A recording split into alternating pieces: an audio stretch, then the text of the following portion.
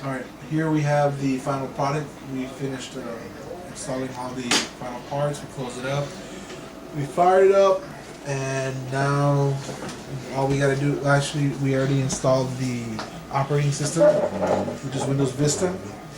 And we're just trying to set up the last of these details, the final audio drivers, video drivers, and we should be up and running.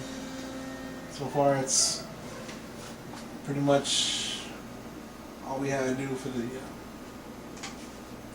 final process of the computer installation.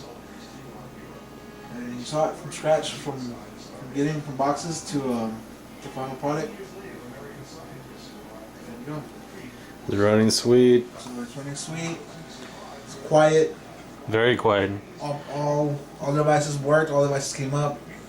CD, DVD drives came up. Memory came up. Hard drive, motherboard. Everything fired on first shot. No trouble so far yet. We're gonna monitor everything. As you can see, it looks clean. It looks nice and blue. We're not done yet. We're gonna add more to it, but that's gonna be later on. Hopefully, another video will come up on all the extras we're gonna add to it. And that's it. Frank and Frank Productions.